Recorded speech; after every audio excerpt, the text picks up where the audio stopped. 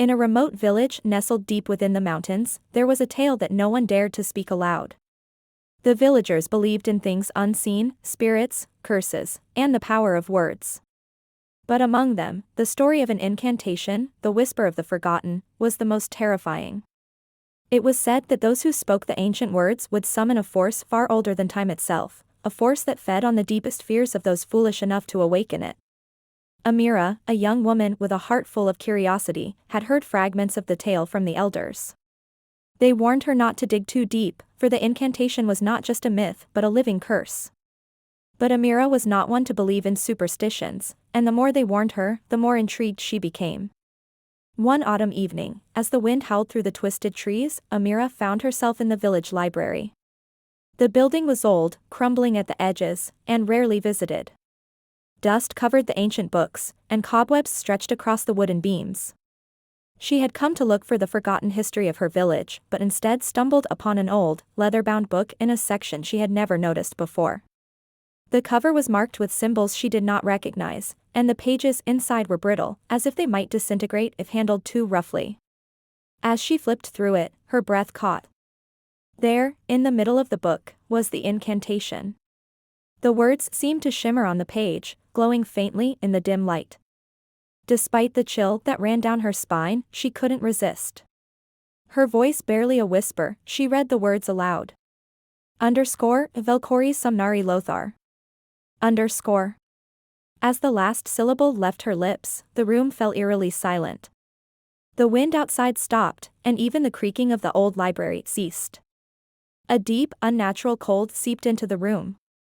Amira's heart pounded as the light from the lantern flickered violently, casting twisted shadows across the walls. Suddenly, the whispers began. Faint at first, like voices carried on the wind, but they grew louder and more distinct. It was as if 100 voices were speaking all at once, each one trying to be heard over the other. They called her name.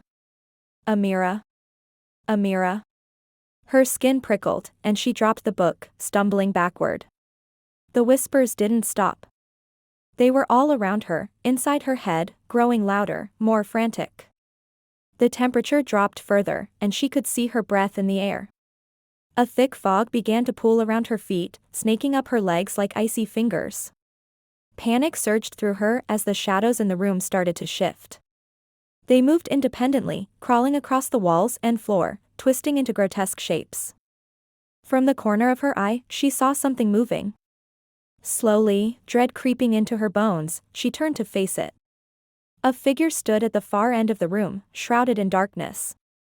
Its form was indistinct, as if it was made of the shadows themselves, but its eyes were a piercing, sickly green. They stared directly into Amira's soul, unblinking, filled with ancient malice. The whispers grew louder, the voices now screaming in unison. Amira tried to back away, but her legs felt heavy, as if the fog was holding her in place.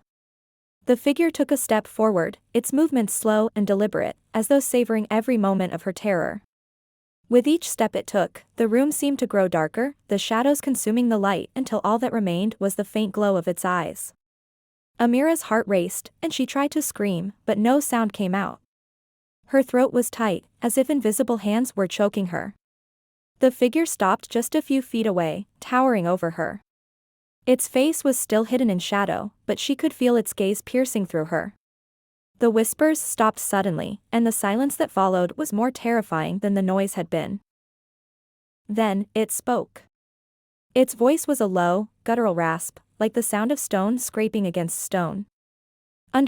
You called me, and now you must pay the price.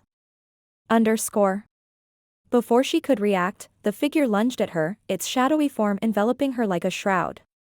The darkness was suffocating, cold, and thick, and the whispers returned, louder than ever, echoing inside her mind. As she struggled, her vision blurred, and the world around her began to fade. She could feel her body growing numb, the cold seeping into her bones, freezing her from the inside out. The last thing she saw before the darkness consumed her entirely was the figure's eyes, glowing brighter, filled with cruel satisfaction. Days passed, and the villagers noticed Amira's absence. Her house was empty, and no one had seen her since that fateful night. A search was organized, but no one was brave enough to enter the library. They all knew what had happened. They had warned her, but she hadn't listened. The library was abandoned after that, locked away and left to rot. The whispers, however, did not die.